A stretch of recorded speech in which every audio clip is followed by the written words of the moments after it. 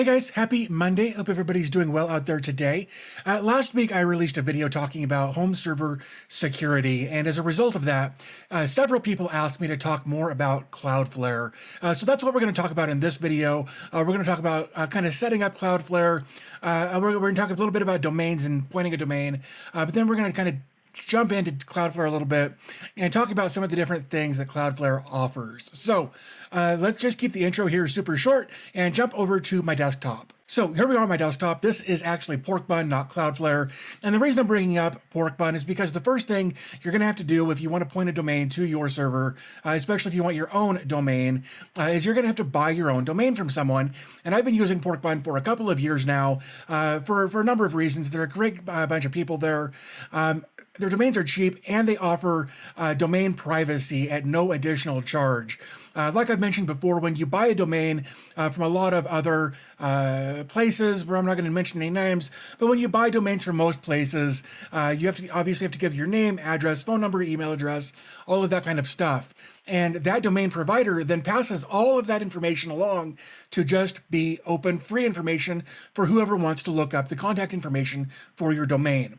Now, a lot of places will offer domain security for a nominal fee of about $10. Porkbun actually includes all of that for free. So if you were to Google any of my or if you were to do like a who is on any of my domain names, it would just come back of a privately registered or something to that effect. So this is my dashboard. Specifically, we're going to look at my DB Tech demo domain name here. And the reason I wanted to look at this specifically is because we need to look at these authoritative name servers. When you set up a domain name, you'll have name servers in there, whatever the default is from that host or that domain name provider. And then you'll have to adjust those to point to wherever you want to start hosting your domain. So what I did next was actually went over here to Cloudflare and clicked on Add a Site. I typed in my domain name. I'm just going to type in test.com here, and we'll click next. Let's just do, fine. We'll just do this as an example.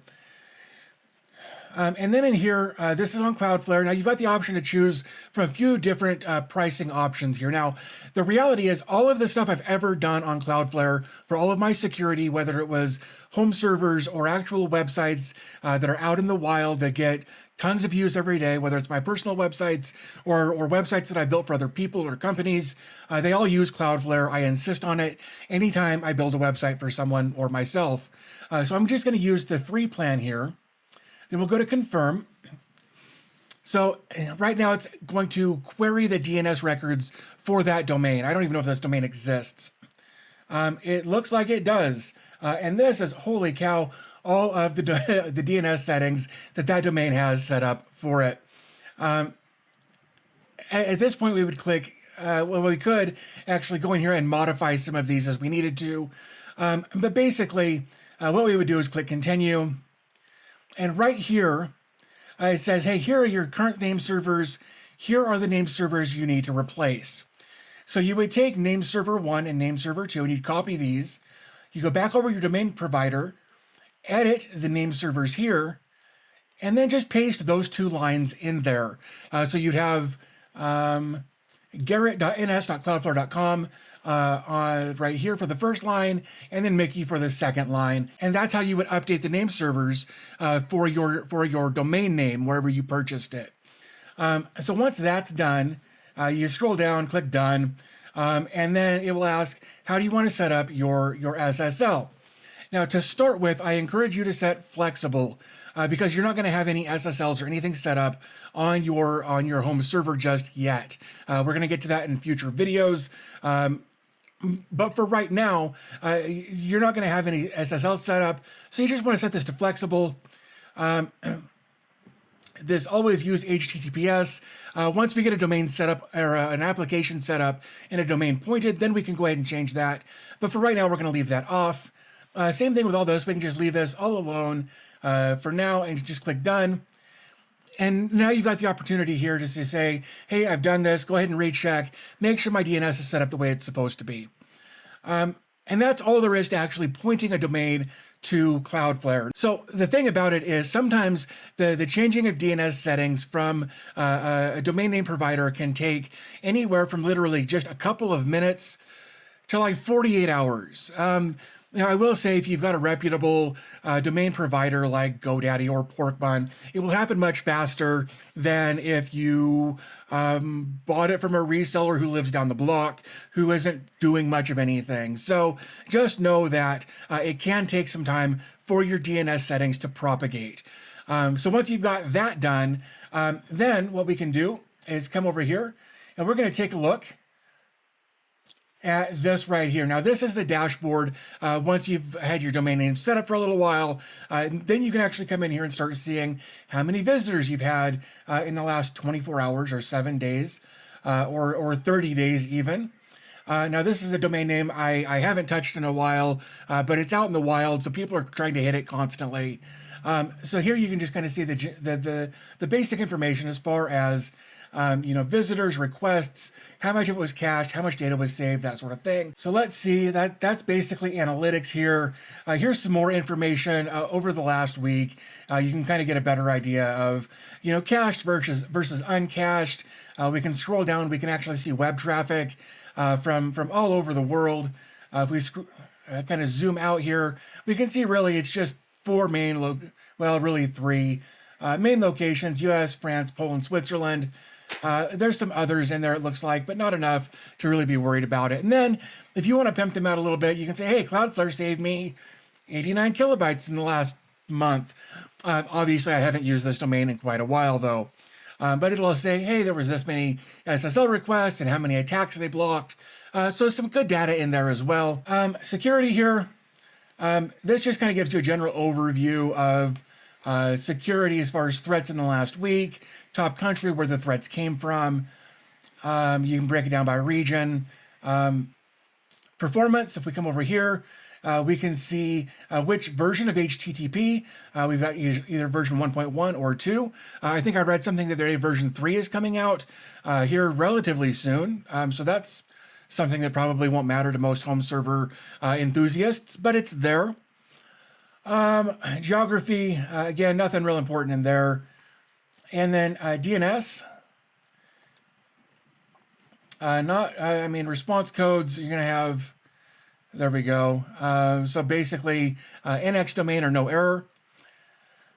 And then workers. And of course, this is all under analytics. There's not a ton of stuff in my account right now for analytics because that's not really what we're here for. What we want to take a look at primarily is DNS settings. So in order for your domain name to point to you, to your home server, once you've got your name servers set up over on wherever you purchased your domain and it's pushed over to Cloudflare, the next thing you have to do is actually set up an A record for your domain name. So you would just you would go to add a new record, make sure you've got type A right there. We would just say, in this case, we would just say @ because that's just the short code for use the domain name. So we would just say @ and then we would put in our IP address. And here you can see that I've already done that down here. Of course, this is not my IP address. I just put something blank in there for the sake of showing that that's what it should look like, more or less. Now, when you do this, when you first set this up and you're getting a domain name set up or an application set up on your server, and then you go so far as to point a domain name to it, if you're using a reverse proxy like Nginx Proxy Manager, while you're going through that process, this actually needs to be DNS only, not proxied. All right, so let's go ahead and drag this up here. So here we can see that the IP address that I've designated for dbtechdemo.com is 12.34.56.78. And with DNS only set up, if I ping that, dbtechdemo.com, there is the IP address that I set up. Now, in theory, in practice, that would actually be my home's IP address. Now, you only need to have that available when you're setting up an SSL. Again, that has more to do with like Nginx Proxy Manager or traffic or whatever that would set up an SSL on your server. So you have to have your home IP exposed for that. Once your IP address or once your SSL is set up, then what you want to do is come back over here, open this up and click that to where it says proxied, and then click save. Now you'll want to give this a few minutes to do its thing because it takes a few minutes for the DNS settings to propagate. Again, with it being on Cloudflare, it's going to happen much faster than it would, say, if you had changed that, this type of setting anyway, on another service. Cloudflare is usually pretty good at updating stuff very, very quickly. So here, the request timed out, that's fine. So what we're going to do, oops, we're just going to clear this. ipconfig /flush, damn it, DNS. So we'll just redo that a few times, and then we can go back and ping. So it hasn't quite taken effect yet. The other thing I can do here real quick is change my network settings. Sometimes your DNS settings can actually have an impact on how fast this happens. So what I'm going to do is I'm just going to go ahead and change my DNS settings. Like right now, everything's being pulled from my router, so from my router, but all of that's being handled through a Pi-hole. So what I'm going to do is just change this. These are Google DNS servers. So I'm going to go ahead and close all of this, and then I'll go ahead and flush, and then I'll ping. There we go. So now with our domain name or our DNS settings right here, now that it's proxied, it's not showing my IP address anymore. This 1234567 Now it's showing us a Cloudflare IP address. Now, all of this will forward to your home, but this is a great way to protect your IP address from the bad guys being able to find your IP address and then DDoS you or find other ways to get into your home server or network even. So we use Cloudflare's proxy feature on the IP address to add another level of security to your home network as far as home servers are concerned. So once you've got all of this set up, once you've got your DNS set up, you've got your SSL set up using whatever reverse proxy you've got, the next thing that we want to do is come over to here, and we actually want to come in here and change. We should be able to change flexible to full. Now what you'll notice here, when I hover over full, we get a little padlock right here. And that says that there's also a certificate on the server. So I'm gonna go ahead and check that. Once you get your SSL set up on your server, then you can switch this to full, and it should work without any issues. The other thing that I recommend here is actually having this SSL TLS recommender on. We want to come over here to Edge certificates. It should automatically give you your own Edge certificate here. This is a free one. You can see that this is good for almost another year here. It'll auto-renew. You don't have to do anything there. I also encourage always use HTTPS. That way there's no chance for anything to go unencrypted. So there's that. If you've seen any of my other videos with regards to Nginx Proxy Manager, you may have seen that there's HSTS available, which is an additional level. It's HTTP Strict Transport Security. It's just another level of security there, so you can turn that on. Click Next. Go ahead and turn all of this stuff on. But like it says here, if your domain names don't support this, then they'll become inaccessible. You can go ahead and probably turn all of that on as long as you turn on HSTS in your reverse proxy manager. So then we can, I would actually recommend setting that as well. Probably just 1 month is fine. We'll scroll down, click save. And now HSTS is on. Again, another level of security that you can use there. And then basically all of this should be on. I'm a big fan of turning on transparency monitoring. If somebody turns on or tries to register as an SSL with your domain name, you should get notified of that. And then don't disable that. You want universal SSL. So that's everything in there. Client certificates, you could generate your own certificate here if you wanted to. I have never really messed with this. I suppose you could if you wanted, but that's basically everything else in SSL TLS. Firewall, this one's important as well. If we go over here, we can actually add filters. If, a country does not equal, in my case, I live in the United States. I don't want anybody outside the United States accessing any of my stuff. We can just say apply. Oh, so this is this. Oh, this is just firewall events. So this is just if you wanted to look up a specific event, that's how you would do that. But nothing in there. Managed rules. There's just some basic stuff in here. But HTTP flood, which is kind of like DDoS protection.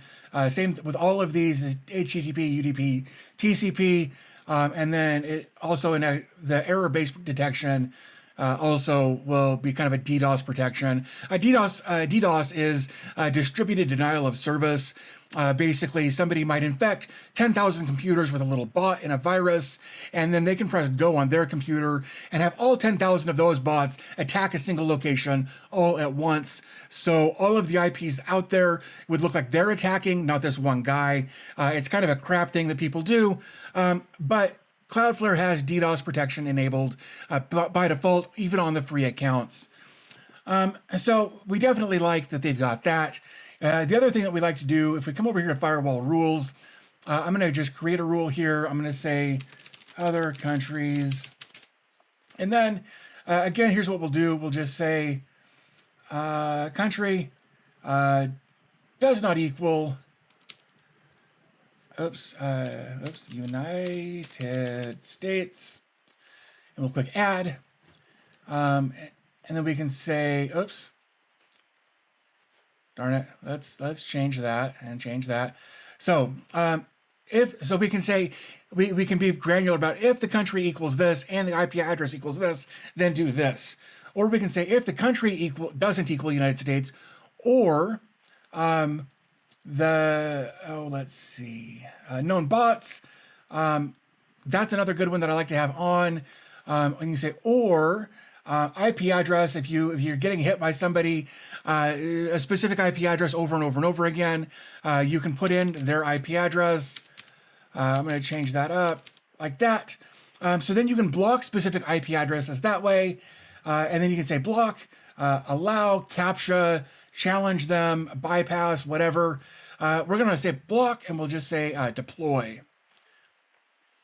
So now I've got three different things going on in here. If the country doesn't equal United States, if it's a known bot, or if the IP address equals what I put in there, then they won't be able to access any of that. And that's only one firewall rule, but we've blocked three things.